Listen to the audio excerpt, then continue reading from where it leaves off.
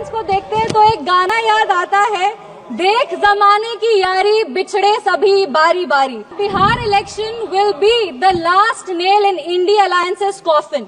इसके बाद India alliance वैसे ही इस धरती पर से विलुप्त हो जाएगा जैसे किसी समय में डायनासोर हुए थे। चाणक्य सा ज्ञानी हूँ मैं, जनक सा स्वाभिमानी हूँ मैं, मांझी सा जिद्दी हूँ मैं, बोध गया में सिद्धि हूँ मैं, आर्यभट्ट सा गणितज्ञ हूँ मैं, डॉक्टर राजेंद्र प्रसाद सा राजनीतिज्ञ हूँ मैं। इंडिया अलायंस को देखते हैं तो एक गाना याद आता है, देख जमाने की यारी बिछड़े सभी बारी बारी। बधाई दूंगी हमारे यशस्वी प्रधानमंत्री श्री नरेंद्र मोदी जी का और माननीय वित्त मंत्री श्री निर्मला सीतारमण जी का, जिन्होंने सफलतापूर्वक अपना 8वां बजट इस सदन में पेश किया है। पूरे बिहार की ओर से उनका आभार व्यक्त करूंगी, वित्त मंत्री का आभार व्यक्त करूंगी कि जब वो बजट को इस सदन में प्रस्तुत कर रही थी तब वो बिहार की बेटी पद्मश्री दुलारी देवी द्वारा जो उनको मिथिला पेंटिंग की साड़ी भेंट की गई थी वो पहनकर वो अपने बजट का भाषण दी थी। इससे बिहार का गौरव, बिहार का सम्मान बरकरार रहा है।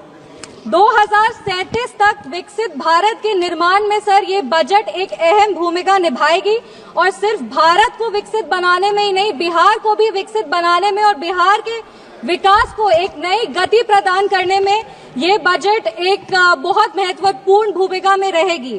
कहीं हमने पढ़ा था कि the be in the budget stands for Bihar, और ये बात सत्य है कि आज बजट का बी बिहार के लिए, क्योंकि जब विपक्ष की सरकार थी तो बीमारों का भी बिहार के लिए होता था। हमने वो लंबा सफर तय करके आज एनडीए सरकार की वजह से हम यहाँ पर खड़े हैं।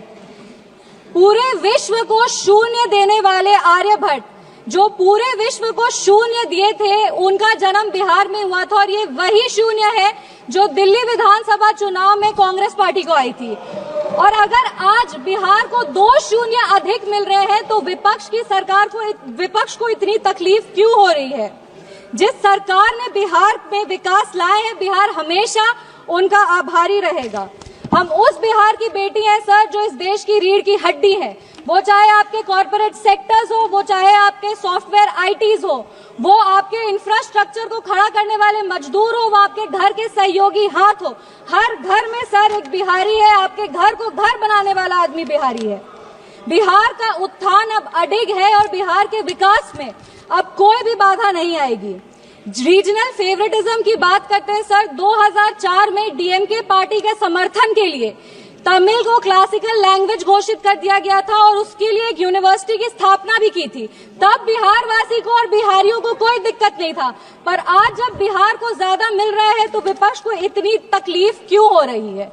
बिहार में आज जीडीपी का मतलब है ग्रॉस डोमेस्टिक प्रोडक्ट, बट जब विपक्ष की सरकार थी तो बिहार में जीडीपी का मतलब था गुंडागर्दी, डकैती और पॉवर्टी। हम बिहार में जमीनी स्तर पे काम करते हैं, इन लोगों ने बिहार में जमीन हड़पने के लिए काम किया है। हम दोनों में बस यही अंतर है। संविधान विरोधी कहते हैं और नेता प्रतिपक्ष भी जब राष्ट्रपति अभिभाषण के धन्यवाद प्रस्ताव में बोल रहे थे तो जितने बार उन्होंने भारत का नाम नहीं लिया था उससे ज्यादा वो चाइना के बारे में बात कर रहे थे। और ये इनका एक ट्रेडिशन रहा है कि चाइना के मॉडल से ये बहुत प्रभावित रहते हैं। नेशनल एडवाइजरी काउंसिल भी चाइना से प्रेरणा लेकर के ही स्थापित की गई थी। हम राहुल गांधी जी को बस यही कहना चाहेंगे, राहुल गांधी जी, ज्यादा चीनी देश के लिए और सेहत के लिए, दोनों के लिए हानिकारक है। इंडिया अलायंस को देखते हैं सर तो एक गाना याद आता है, इंडिया अलायंस को देखते हैं तो एक गाना याद आता है, देख जमाने की यारी बिछड़े सभी बारी बारी। और Bihar election will be the last nail in India alliances coffin. इसके बाद इंडिया अलायंस वैसे ही इस धरती पर से विलुप्त हो जाएगा जैसे किसी समय में डायनासोर हुए थे।